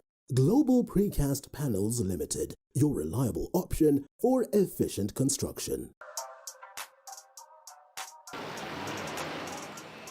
These are the sights and sounds of a working nation. There are no shortages to remarkable ideas. What's missing is the will to execute them. You need to stay relevant. If you don't, you're going to fade off.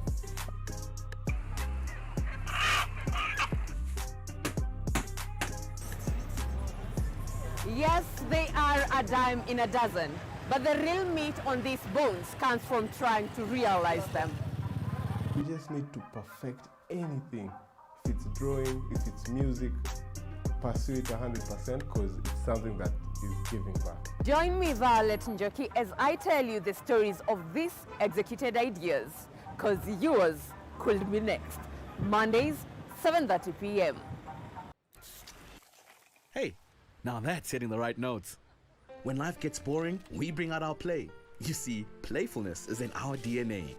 It's in the way we move and laugh. It's in the way we walk, the way we rock, and how we just don't stop. You feel me? We add color to everything, to every day and every dish, because the world needs our crazy.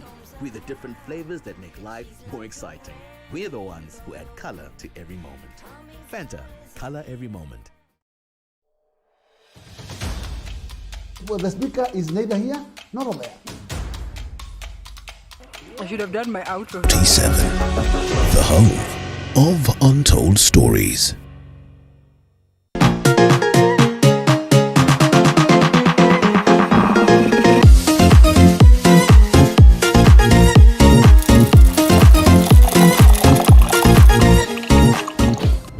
All right, and still with me, James Gakuya, Member of Parliament in Bakassi North, Wakili Ndegwa Wahome, Chair County Assemblies Forum. And let's look at the gains, as we had said. I know this is something that we've discussed not once, not twice, not thrice. The gains that go all the way to Nyanza.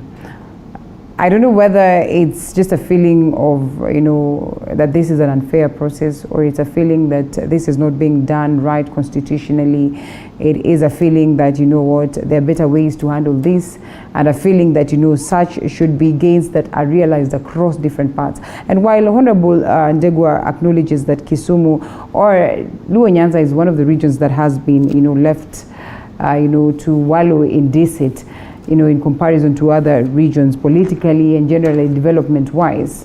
There are others who argue that, there is so much that remains unclear as to how President Uhuru Kenyatta and his handshake partner seek to achieve these developments or these projects that they commissioned. Well, the aspect of money, finances, and the aspect of the constitutionalism of the same, and the timelines, knowing that President Uhuru Kenyatta is just months away from exiting the stage. Just how possible is it that these ones are going to be realized? Let me say, out of the goodies that actually were launched by the head of state, there are those which are already complete projects, but there are those new proposed projects like the one which is a shipping yard. A shipping yard is a project that will see those ships now being crafted at Lake Victoria instead of Mombasa or elsewhere. So that is, I can say it's an industrial inroad, and that is a big price because that lake will require a maximum utilization. And when you have boats there, you have ships there, I think that's good to go. And in this particular case, let me say this, Reader. One thing is that this country is being read by what we call budget. And budget comes once a year. If there is anything which comes unforeseen, is allocated by what we call supplementary budget. And that is how the budget cycles goes. And let me tell you, currently, the new constitution order has made a very clear timeline and also ways of disbursement of these funds. And it has given the House, the Parliament, the big stake to determine where these monies should go. And at this particular point in time, I would say, there can be what we call equitable way of distribution of the national resources. Let us forget about counties. Counties are well catered for, and the formula for county disbursements is well catered for. But there is what we call national development project, which are mega projects that cutters across both county and another county, which must be done by the national government. In this particular aspect, let us agree in one area that the national government, through its planning ministry, has to put areas of the concern where they think they can put money and leap much back to the economy. And utilization of Lake Victoria, that's one area. Mombasa, Lake Hamba, and Ramu is another area. And therefore Kenyans must also be of goodwill that they consider when these areas are given what we call upper hand in terms of resources. Let us not see it as if it is a skewed kind, but let us see the big picture, which is what we need as a nation. We need sources of harnessing resources. How do we harness if we have not sowed? Then we have to sow. How do we sow? Is to make sure that we put Lake Victoria busy as possible, so that we can be able to collect from it. And out of that money is not going to remain in Kisumu. That money will be staggered everywhere else after it is collected. So what you need is to put measures to make sure, and structures to make sure that we are utilizing that water, and that water is giving us back. That is not only to the benefit of the Nyanza region, but to the benefit of the whole nation. And that's where we should be at risk looking across balance, so that at least if this money is not Turkana and it is in Kisumu, then ask yourself why in Kisumu. See now the bigger picture of now idle Lake there, which can give this country much more. And the best thing is to do what? Is to utilize maximally, so that at least those other areas that are affected can also be able to get something. And this is the way to go. And I think it's a good direction. Reality is that we acknowledge that politics runs everything, Honorable Wahome, but then how do we get to a point where we accept that these are national, the national government's projects, like Honorable Gakuya would rightfully say, and therefore knowing and acknowledging the places or the areas that need to be fixed, then it should be an automatic thing coming from the national government, as opposed to waiting for the president to probably tour this region to be given as goodies. To be given as goodies, or appear as though it's a way of them finding political mileage. And I think this is something that we should get out of, because it has been happening since independence. And I don't think it is good for this country, nor is it good for citizens. And I think there must be a structured way of taking developments where it is needed most. And I think by taking development to Kisumu at this time, I think it is needed most. And whatever is happening in Kisumu should maybe have happened some time back. And I would also think that while there is a lot of intensive concentration of development in Kisumu, is also informed by the Afri-Cities conference that will be happening next year in April. The way Kisumu was, and I believe despite COVID, that was another reason why Afri-Cities meeting that was supposed to happen in April this year was postponed. And then to April next year. Is because there are some infrastructure that required to be put in place so that it would be able to host. I was with Professor Anyang' Nyong'o, the governor of Kisumu in Morocco, when he really lobbied for the Afri-Cities to come to Kisumu. But after the lobbying, he was very clear when we met as the Kenyan delegation that we have gotten this, but the work starts now. Those were his words. And I think some of the work that was starting then, that was in November 2018, is now rebuilding Kisumu so that it would be able to host this very international conference. Therefore, with the kind also of population that is happening in Kisumu, definitely we required to upgrade the railway network. We needed to upgrade the road network, which is happening very well. The 1,000-acre economic zone to cater for even the blue economy, which is not only beneficial to Kenya, but will also bring a lot of dollars back to Kenya when we maximize and optimize on the blue economy. So that one actually is not for the people of Kisumu. It is for the people of this country and also for the growth of the country because of the dollars that will be coming back to this country. Therefore, in a nutshell, is to say that what has been happening in this country in terms of development, where it is pegged on politics, is not correct. And I believe that with the implementation of the 2010 Constitution, with the fidelity that it calls for, we can see growth happening evenly and equitably across the country. All right, well, our creation of employment for very many people of Luo Nyanza, and therefore that is something that indeed is worth celebrating. We do not stop talking about this. We do not, stop talking about this conversation on Madaraka Day celebrations without touching on COVID-19 restrictions and what we witnessed again. So then the Tanga side would then come to ask the president, should we then revive the campaign processes in the country? Rita, let me say on the outset, it didn't argue very well. There were restrictions that actually were highlighted that the stadium will only accommodate 3,000 members. Yes. But you realize that in fact it engaged and it was bloated to a maximum of the seating. And therefore, the COVID protocols were ignored, and they were out of control. And in this particular scenario, tomorrow you will find it working on the contrary. When then you find the Tagadaga people with such a congregation, because the politics will be. We are alive, and the politics we are not abiding with the COVID protocols. What I would ask is that we must read.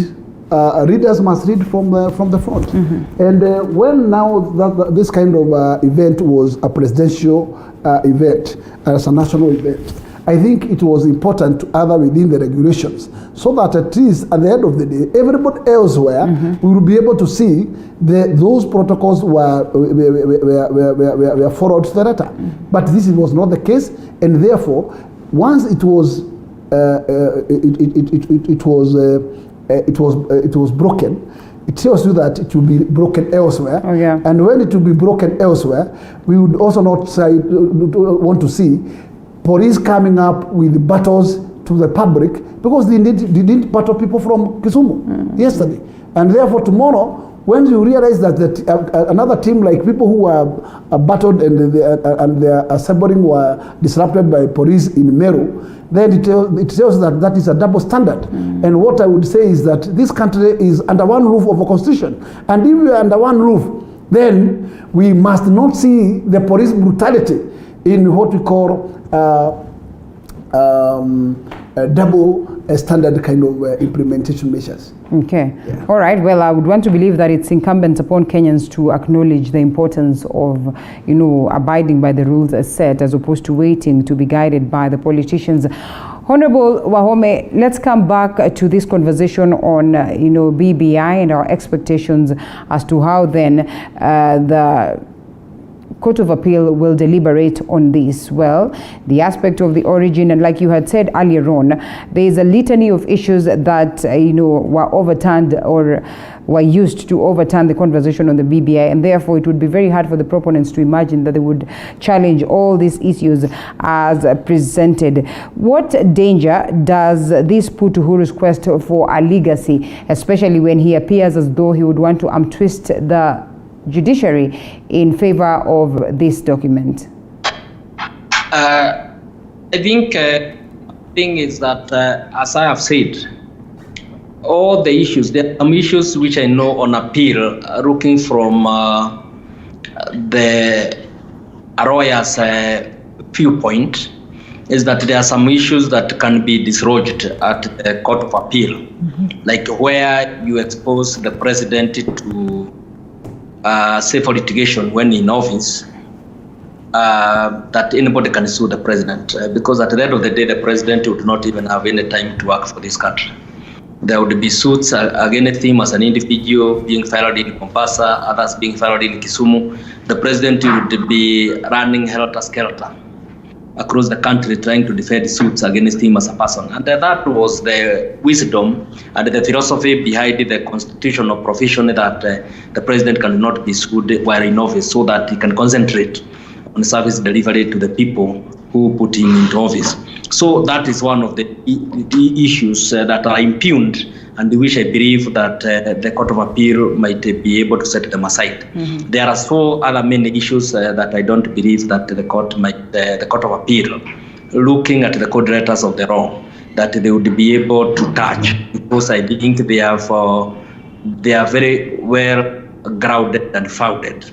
That, as it may be, is that whoever loses in the Court of Appeal, I expect that this matter will go to the Supreme Court.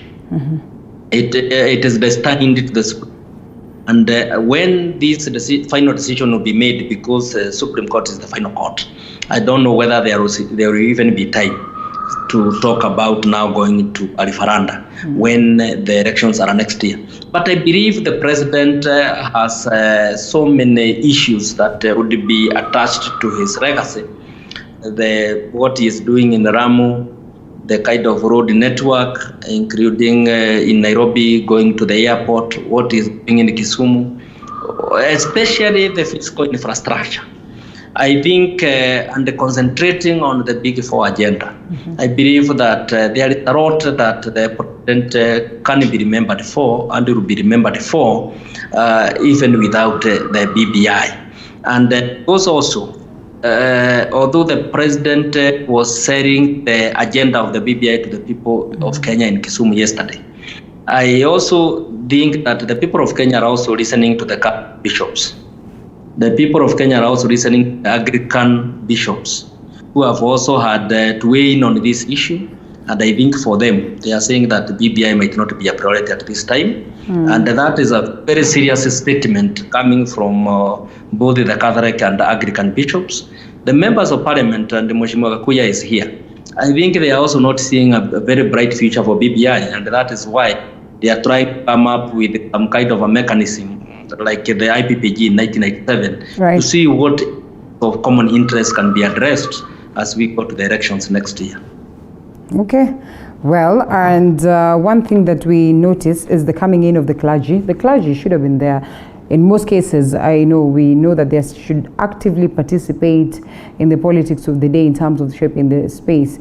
Yesterday, I had individuals here who argued that the clergy has somehow failed in, advising and directing the events of politics in the country. Well, they now push for another route to, the journey of reforms in the event that this court one does not sail through. That is in push of parliament and, parliamentary amendments, or so to speak.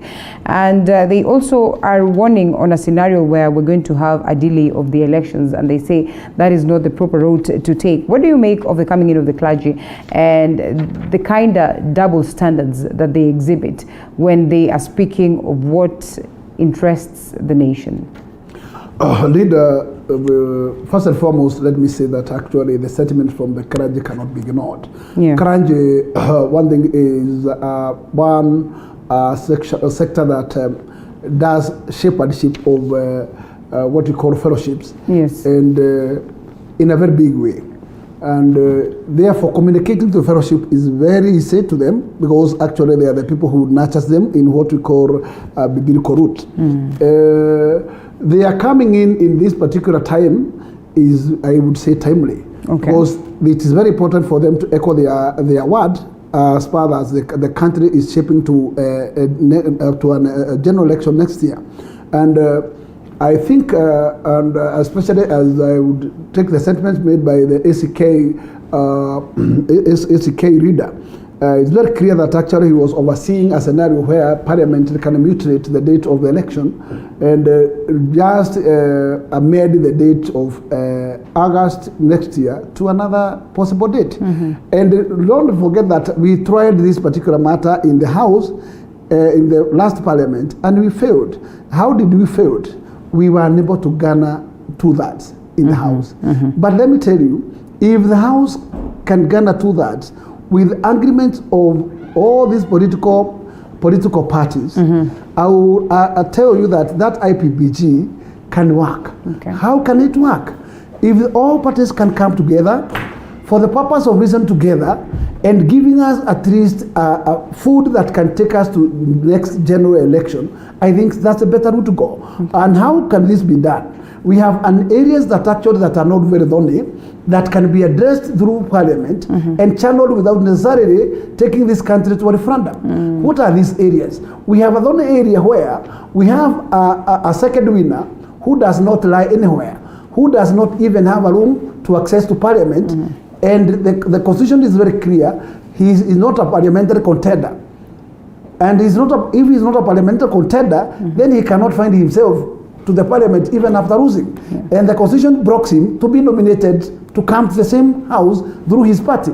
Then those are the areas and routes that can be ironed, and at least at this particular point agreed upon. And therefore we do some amendment to make sure that those amendments are not the supreme amendment that can cause any alarm that should force the country to referendum. But those powers that are within the level of parliamentary act, then the parliament can come in there and iron the issues to do with the current situation in parliament of minority and majority leadership, and they can be able to find a mechanism on how to suspend them altogether and create a room for official leader of opposition as was there before. And if that can be done, reader, to me, it's a progress. Because surely that person who backs a lot outside there for the whole 5 good years at least can have an opportunity to be in charge of his position in parliament, and then he's not in court, and therefore he can be able to be watchdog of the government, and that way I think is a good way to go. So if those kind of areas can be ironed through IPB kind of formula, and all parties agree, then it can give us what we can call food for next election. We are not necessarily be forced to move to a journey that we cannot be able to win, because any journey that will give us a result from the judiciary past August will not have any room for amendment, because surely we cannot have an environment anywhere 1 year to an election. And taking into consideration that election is August next year, we have then minus, those are 8 months from January. And then from August to December, those are 4 months. And then we are talking of 12 months. That's 1 year. So it's only, if things spills from August, then we cannot be able to count them. And therefore, if there is a clamor to have some element of how we can have a soft landing in our election, then let us sit together and as political parties and urge the parliament to take that particular procedure, and that procedure can give us a result. Well, gentlemen, thank you so much for the insights this morning. In 30 seconds, Honorable Wahome, as we close. Thank you, Rita. I'm happy today for, as I said, what ending Kisumu, and I hope that we are going to see that happen over and over again across the country, so that we continue building a united Kenya for the benefit of all of us today, and for our children in the future, and for the prosperity of this country. I also believe that it is very, very important for the country if it is founded and guided by the rule of law, by constitutionalism, because some of the issues that are happening today, even in a place like Nyandaro, is only that because we have some people who cannot respect the law. That is why we have the reality that is obtaining in Nyandaro today. But I believe we're going to bring this to order, because I don't think that any court will issue orders in vain, and therefore those confronting the rule of law in Nyandaro will have their day in court very soon, and that Nyandaro will be restored to order. Thank you. All the best. And one person sends a message to say, I hope that President Uhuru Kenyatta is still not revisiting Isaac Owilo is still not revisiting on the judiciary. Otherwise, why would he mention what happened in 2017? Well, let's hope to see what happens today. We'll have our team compiling all this report to make sure that you are enlightened on what the courts will deliberate on. James Gakuya, Member of Parliament of Embakasi North, it was good having you this morning, and the Chair County Assemblies Forum, Honorable Ndegwa Wahome. We close it at that. We get into a different conversation altogether. We said, right before you get married, just what do you need to know? What is this person that you need to get married to? What are the qualities and what are their characters? What is this that you can work around and this that you cannot? Right after this break.